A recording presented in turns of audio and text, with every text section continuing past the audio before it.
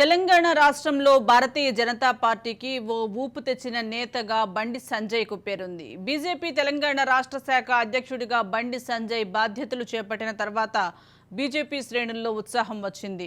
Dubbaka, Huzurabad assembly స్థానాలకు జరిగిన ఉప ఎన్నికల్లో బీజేపీ విజయం సాధించింది. జీహెచ్ఎంసీ ఎన్నికల్లో 48 కార్పొరేట్ స్థానాలను దక్కించుకుంది. ఈ పరిణామాలు తెలంగాణలో బీఆర్ఎస్కు బీజేపీ ప్రత్యామ్నాయం అనే చర్చకు కూడా కారణమైంది. 1971 జూలై 11న కరీంనగర్లో బండి సంజయ్ జన్మించారు. బి నర్సయ్య, శకుంతల బండి సంజయ్ తల్లిదండ్రులు. బండి సంజయ్కు భార్య అపర్ణ, 2 కొడుకులు ఉన్నారు. భార్య అపర్ణ బ్యాంక్ ఉద్యోగి.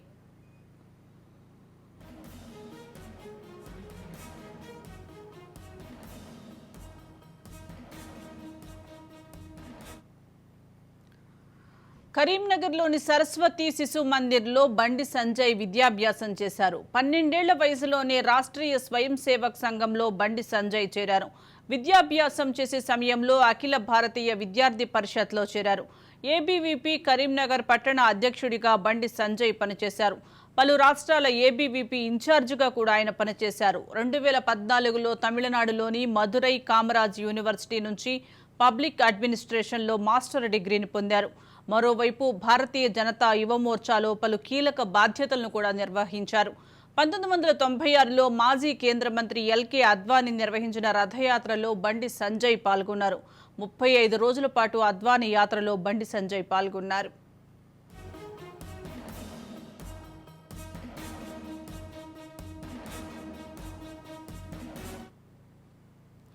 2005లో కరీంనగర్ పట్టణంలోని 48వ డివిజన్ నుంచి బీజేపీ కార్పొరేటర్గా ఆయన ఎన్నికయ్యారు. 2005 నుండి 2019 వరకు ఈ కార్పొరేటర్ స్థానంలో ఆయన ప్రాతినిధ్యం వహించారు. 2019లో కరీంనగర్ పార్లమెంట్ స్థానం నుండి విజయం సాధించడంతో కార్పొరేటర్ పదవికి రాజీనామా చేశారు. 2014-2018 ఎన్నికల్లో కరీంనగర్ అసెంబ్లీ స్థానం నుండి బండి సంజయ్ పోటీ చేసి ఓటమి పాలయ్యారు. 2019 ఏప్రిల్లో జరిగిన పార్లమెంట్ ఎన్నికల్లో కరీంనగర్ పార్లమెంటు స్థానం నుండి బండి సంజయ్ బీజేపీ అభ్యర్థిగా బరిలోకి దిగి విజయం సాధించారు.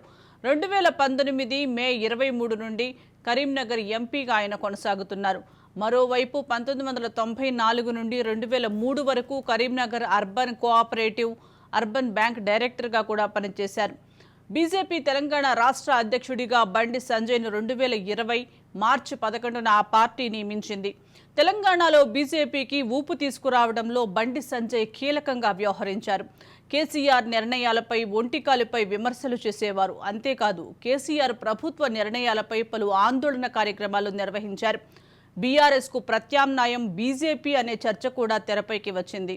అయితే అదే సమయంలో సంస్థాగత మార్పుల్లో భాగంగా తెలంగాణ రాష్ట్ర అధ్యక్ష పదవిని కిషన్ రెడ్డికి అప్పగించింది బీజేపీ నాయకత్వం. బండి సంజయ్ను బీజేపీ జాతీయ ప్రధాన కార్యదర్శిగా నియమించింది.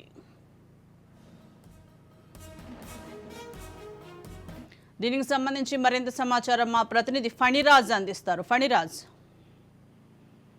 సుజాత, మొత్తానికి ఈ బండి సంజయ్ ఈ ఏదైతే రాజకీయ ప్రస్థానం ఉందో అది మొదట అంటే ఆర్ఎస్ఎస్ బీజేపీ మాతృ సంస్థ ఆర్ఎస్ఎస్ లో మొదలై అందులో నుండి ఒక స్వయం సేవక్ గా ఒక అతి చిన్న సంస్థ నుండి ప్రారంభమై ఈ రోజున కేంద్ర మంత్రి స్థాయి వరకు వెళ్ళింది. దాదాపుగా రాజకీయాల్లో ఉండే అటు పార్టీ పరంగా కావచ్చు, ఇటు పరిపాలన పరంగా ఉండే అన్ని రకాల పదవులను బండి సంజయ్ చేపట్టారనే చెప్పవచ్చు. ఒక పార్టీకి కట్టుబడి ఉండడం ఈ రోజుల్లో మామూలు విషయం కాదు. అటువంటిది మొదటి నుండి కూడా అంటే దాదాపుగా 12 ఏళ్ల వయసులోనే ఒక విద్యార్థిగా ఉన్నటువంటి బండి సంజయ్ అప్పటి ఆర్ఎస్ఎస్ కార్యక్రమాల్లో చురుగ్గా పాల్గొనేవారు. ఒకనొక సమయంలో అయోధ్యలో జరిగినటువంటి కరసేవలో కూడా కరీంనగర్ నుండి కొంతమంది మిత్రులతో కలిసి పాల్గొనడం జరిగింది. ఆ సమయంలో బీజేపీ చాలా వీక్ గా ఉండేది. అంటే ఒక టైంలో కేవలం దేశవ్యాప్తంగా 2 ఎంపీలతో మాత్రమే ఉన్నటువంటి బీజేపీ లాంటి పార్టీని మొదటి నుండి కూడా బండి సంజయ్ నమ్ముకొని ఉన్నారు. ఆ పార్టీ కోసం ఆదేశాలు కష్టపడ్డారు. నిజం చెప్పాలంటే ఇక్కడ ఉన్నటువంటి మహామహులు అంటే ఆ టైంలో ఉన్న సాగర్జీ లాంటి పెద్ద నాయకులకు సైతం ఆ సమయంలో పార్టీ అంటే కొంతవరకు ఇబ్బందికరంగా ఉన్నటువంటి పరిస్థితిలో కూడా బండి సంజయ్ కంటిన్యూ చేశారు.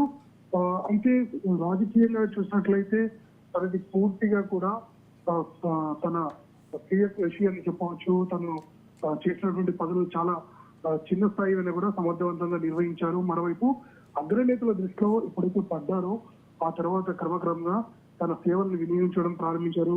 బండి సంజయ్ కమిట్మెంట్ ని చూసి తనకి పార్టీ కూడా తగిన ప్రాధాన్యత ఇస్తూ వచ్చింది. మరోవైపు వర్గపరంగా అంటే గత ప్రభుత్వంలో ఉన్నటువంటి కొందరు నేతలతో సన్నిహితంగా ఉన్నటువంటి ఈ తమ పార్టీకి చెందిన నేతల్ని ఎదుర్కొని కూడా బండి సంజయ్ ఒక రకంగా చెప్పాలంటే విజయం సాధించారని చెప్పవచ్చు. మొత్తానికి అటు పార్టీ పరంగా అలాగే పబ్లిక్ లో ఉన్నటువంటి క్రేజ్ కనుక చూసినట్లయితే బండి సంజయ్కి తిరుగులేదని చెప్పవచ్చు.